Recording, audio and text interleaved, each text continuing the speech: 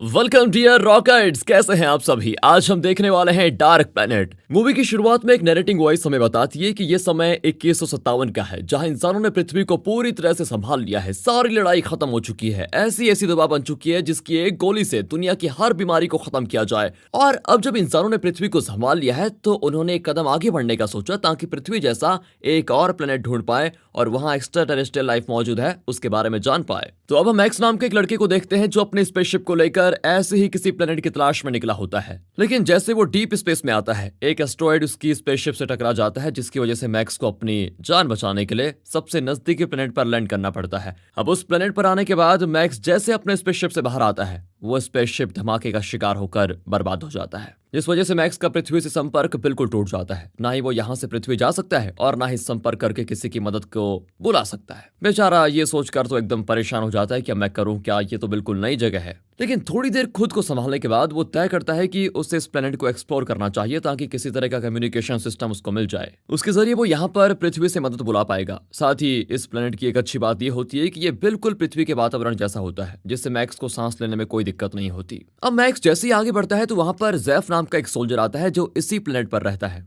Max को उसकी भाषा समझ में नहीं आती, इसलिए वो ट्रांसलेट करने वाले डिवाइस को अपने काम में लगा लेता है, ताकि वो उसकी भाषा को समझकर उससे बात कर पाए। जिसके बाद जैफ मैक्स को अथॉरिटी के लोगों को सौंप देता है, ताकि वो खुद इसे संभाल ले। फिर वो लोग मैक्स के सर पर किसी तरह का हेलमेट लगाकर उसकी सारी मेमोरीज को स्क्रीन पर देखने लग जाते हैं, ताकि मालूम कर पाए कि आखिर ये है कौन और कहां से आया है। अब सारे सोल्जर्स मैक्स को सिटी के कैपिटल में लेकर जाते हैं, जहां रास्ते से गुजरते हुए मैक्स को इस प्लेनेट पर रहने वाले आम लोग भी दिखाई देते हैं, जो खाने पीने की चीजों के लिए एक दूसरे से लड़ रहे होते हैं। आसपास का पूरा माहौल देखकर ऐसा प्रतीत होता है कि यहाँ के लोग आजादी के लिए लड़ रहे हैं। तभी आगे बढ़ते हुए मैक्स की नजर एक टावर पर पड़ती है। इस टावर को लेकर यहाँ के लोगों का मानना यह है कि ये उन्हें दुश्मनों से बचाता है। लेकिन तभी अचानक से वो टावर विस्फोट हो जाता है, जिसका मलबा मैक्स और उसके साथ ही जितने भी लोग मौजूद होते हैं उन पर ही गिर जाता है। इसमें कई लोग मारे जाते हैं, लेकिन जिस टैंक में मैक्स मौजूद था उसमें जेम्स नाम का एक सोल्जर भी शामिल होता है। इसलिए मैक्स जैसे तैसे उस टैंक से बाहर निकलकर दूर आ जाता है, जिससे दोनों की जान बच जाती है। तब जेम्स मैक्स को बताता है कि यह हमारे दुश्मनों को काम है, वो हमेशा इस टावर को बर्बाद करना चाहते थे, जिसमें आज वो कामयाब भी हो गए हैं। अब पता नहीं उनका अगला कदम क्या होगा। अब ये सुनकर मैक्स भी हैरान हो जाता है कि यहाँ भी लड़ाई,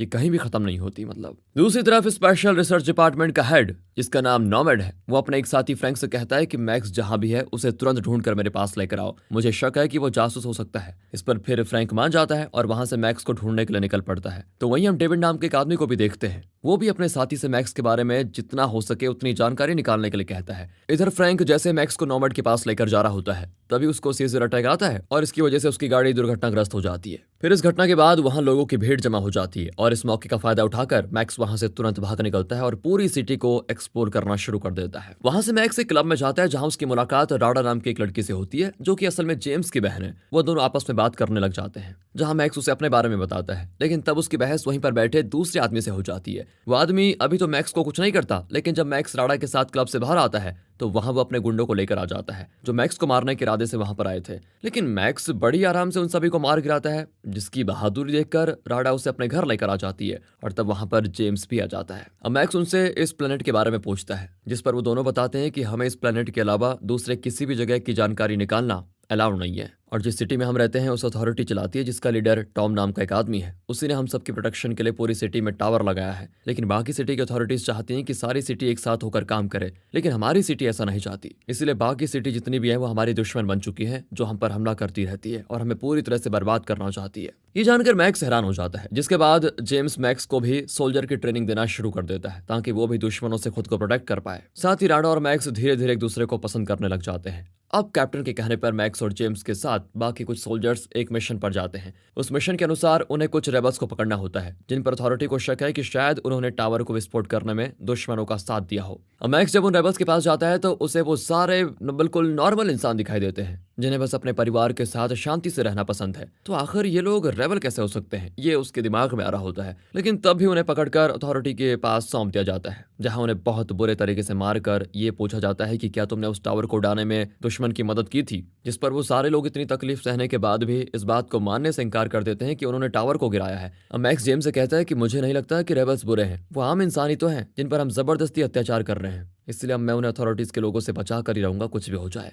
जेम्स उसे ऐसा करने से मना करता है, लेकिन मैक्स उसकी एक नहीं सुनता। और जब कैप्टन मैक्स को ऑर्डर देता है कि तुम्हें सारे रेबल्स को खत्म करना है, तो वो कैप्टन के कहने पर उन्हें उस जगह ले आ जाता है जहां उन्हें मारना था। लेकिन वहां आने के बाद वो चुपके से उन सभी रेबल्स को जंगल के रास्ते भगा भी देता है। और इस बारे में जब कैप्टन को पता चलता है तो वो गुस्से से आग बबूला हो जाता है। तब मैक्स उससे कहता है कि ये सारे रेबल्स नहीं बल्कि निर्दोष इंसान हैं जिन पर अत्याचार किया जा रहा है, इसलिए मैं उन्हें नहीं मार सकता। और तब ये सुनते ही कैप्टन मैक्स को शूट कर देता है, जिस चीज को देखकर जेम्स भी घबरा जाता है और उसकी मदद करने की कोशिश करता है, लेकिन कैप्टन जबरदस्ती उसको वहां से लेकर जाता है। अब कुछ समय के बाद मैक्स की आंख रेबल्स के बेस पर खुलती है जिन्होंने मैक्स को बचाकर उसका इलाज किया होता है। वो सारे लोग मैक्स को अथॉरिटी की सच्चाई बताते हैं कि अथॉरिटी के सारे लोगों ने पूरे शहर के लोगों को अपने कंट्रोल में ले रखा है और तुमने जिस टावर को देखा था वही टावर जो सिटी के लोगों को दुश्मनों से बचाता है, वो असल में हमें दुश्मनों से बचाता नहीं बल्कि ऐसी रेडिएशन छोड़ता है जिससे सारे लोग रेडिएशन के कंट्रोल में आ जाते हैं। और एक बार कोई इंसान रेडिएशन के कंट्रोल में आ जाए तो वो वही बात सुनेगा, कहेगा और करेगा जो अथॉरिटी उससे कहेगी करने को। वो इंसान अथॉरिटी की कठपुतली बन जाता है।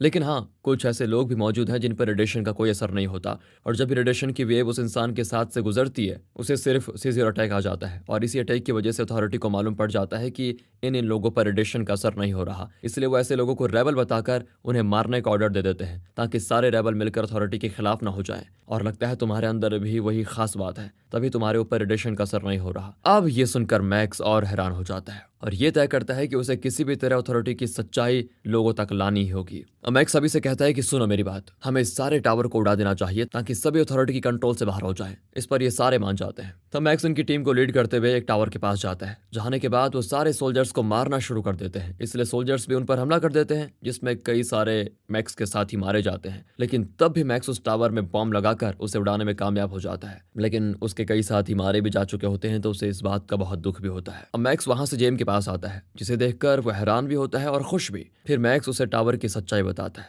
लेकिन जेम्स को इस बात पर पूरा भरोसा नहीं होता कि अथॉरिटी ऐसा कर सकती है। उसे ये यकीन होता ही नहीं कि ये टावर उनकी रक्षा नहीं बल्कि उन्हें कठपुतली बनाने में मदद कर रहा है। वो इसीलिए क्योंकि जेम्स ने अपना पूरा बचपन यहीं पर गुजारा है। लेकिन इसी बीच वहां पर सोल्जर्स आ जाते हैं और उन पर हमला कर देते हैं जो यहाँ पर उन्हें पकड़ने के इरादे से आए थे, क्योंकि सोल्जर्स को पता चल चुका था कि मैक्स को सच्चाई पता चल चुकी है और उसकी टीम भी है अब, और उसके साथ जेम्स और राडा भी शामिल है। मैक्स और बाकी अब उनसे लड़ने की कोशिश करते हैं, बट सोल्जर्स की तादाद बहुत ज्यादा हो जाती है जिस वजह से वो पकड़े जाते हैं। इसके बाद उन्हें जेल में बंद कर दिया जाता है जहां पर मैक्स के और भी साथी हैं। जहाँ आने के बाद मैक्स की मुलाकात जेफ से होती है जिसे भी रेबल होने की वजह से यहाँ बंद किया गया था। मैक्स उन सभी को बताता है कि हमें कैसे भी करके इस जेल से निकलना होगा ताकि हम सारे टावर को खत्म करके लोगों को अथॉरिटी के चंगुल से बचा पाएं, जिस पर वो सारे लोग मान जाते हैं। इसके बाद नॉर्मा डेविड के पास आकर कहता है, मैंने सुना है तुम किसी मैक्स नाम के इंसान की तलाश में हो, अगर वो तुम्हारे पास है तो उसे मुझे सौंप दो, मैं उसके बारे में तुम्हारे बॉस टॉम को बताना चाहता हूँ। लेकिन डेविड कहता है कि मैं मैक्स को नहीं जानता। साथ ही डेविड को भी सीजर अटैक आ जाता है। इसका मतलब साफ है कि वो भी रेबल में से एक है, लेकिन सारे लोगों से उसने अपनी पहचान छुपा के रखी हुई है। दूसरी तरफ मैक्स जेफ और एक कैदी के साथ चुपके से जेल के बाहर आ जाता है और वहां से टावर को विस्फोट करने निकल जाता है। लेकिन थोड़ी दूर आने के बाद उन पर कुछ रोबोट्स हमला कर देते हैं, इसलिए वो सभी जल्दी से इधर उधर छुपने लग जाते हैं ताकि सारे रोबोट से बच पाए। वहीं डेविड को जब पता चलता है कि मैक्स की बॉडी भी रेबल की तरह है जिस पर किसी रेडिएशन का कोई असर नहीं होता, तो वो अपने एक साथी को तुरंत आदेश देता है कि जाओ और मैक्स को कहीं से भी ढूंढ कर मेरे पास लेकर आओ, वो भी जीवित। पर याद रहे इस बारे में किसी को कानो कान खबर नहीं होनी चाहिए, वरना मैं तुम्हें जिंदा नहीं छोड़ूंगा। और इस पर वो उसकी बात मान जाता है। इधर मैक्स जेफ और उस आदमी से कहता है कि क्या हो अगर हम अथॉरिटी के सेंटर को ही उड़ा दे जहां से वो सारे टावर को कंट्रोल करते हैं, मतलब जहां से सारे टावर्स को पावर मिलती है। इससे होगा ही कि सारे टावर्स एक साथ बंद हो जाएंगे। लेकिन जेफ कहता है कि ऐसा पॉसिबल नहीं है, टावर को बहुत ही अलग तरह से डिजाइन किया गया है जिसके बारे में कोई नहीं जानता कि वो ऑपरेट कैसे और कहां से होते हैं। अब ये सुनकर मैक्स फिर परेशान हो जाता है कि आखिर करे तो करे क्या करे। जेफ आगे बताता है कि साउथ में कई लोग रहते हैं जिन पर भी रेडिएशन का कोई असर नहीं होता, लेकिन उनका हमारी सिटी के लोगों से कोई लेना देना है नहीं, वो हमारी मदद भी नहीं करेंगे एक तो। तभी वहां पर एक ऑटोमेटिक टैंक आकर सभी पर हमला करना शुरू कर देता है, पर मैक्स जैसे तैसे अपनी जान पर खेलकर टैंक में घुस जाता है और उसके ऑटोमेटिक कंट्रोल सिस्टम को बंद कर देता है। अब मैक्स अकेले उस टैंक को लिए सिटी के बॉर्डर के पास आता है ताकि वहां से साउथ जाकर उन लोगों को अपनी टीम में शामिल होने के लिए मना पाए।